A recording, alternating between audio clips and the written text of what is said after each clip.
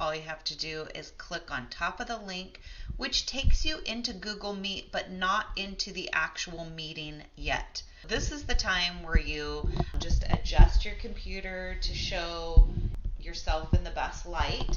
And it's also a time that you can check your microphone, so you can just kind of talk for a minute. You can see if these little green bars are moving over here. Before you join a meeting, it's a good idea to go ahead and click your mute button right here. So you just click. That turns your microphone on and off, and that way when you join the meeting, it doesn't bring any background noise to the meeting. And then this right here is how you can turn off your camera if you're not comfortable with the video side of things yet. And so when you have everything adjusted the way that you want, you just click this Join Now. Okay, once you're in the meeting, you can actually see over here to the side where it has the number of attendees. If you click on that, it's going to open up and all the attendees will show here on the right side pane. And if they don't have their webcam on, it's just going to show their name and probably a little icon right here. If you want to ask a question, you can just kind of go like that, and I will ask you to go ahead and ask your question at the end of my thought. And then what you would need to remember to do is come down to the bottom of this screen here, and you would have to turn the microphone back on. So remember, it's just a toggle.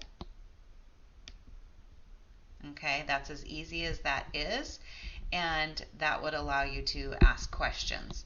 Now, if you're not comfortable asking a question over the video, what you can do is come with me back over here to the side. Right next to the people button is the chat button. So you can click on chat, and down here at the bottom, you can type a message or a question, and I will try to answer your question during the video conference. If not, I will send you an email later.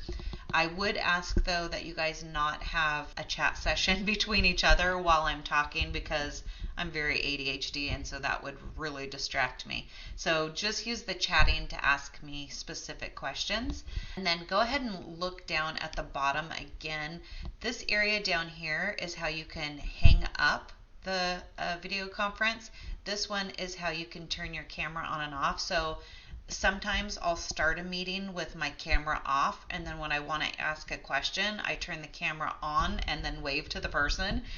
If you are not getting sound for some reason, you can turn on captions. Do you see right here where it says turn on captions? And you can click that, and then it will type out what I'm saying. It's not always going to match my lips. It's a little bit behind, but that's okay.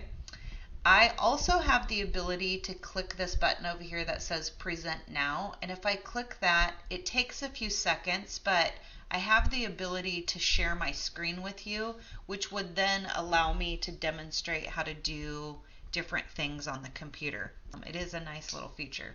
I also have the ability, if you look over to the side where it has these little ellipses here, it says record meeting. I can click on that and I can record video conferences so that people can watch it back later.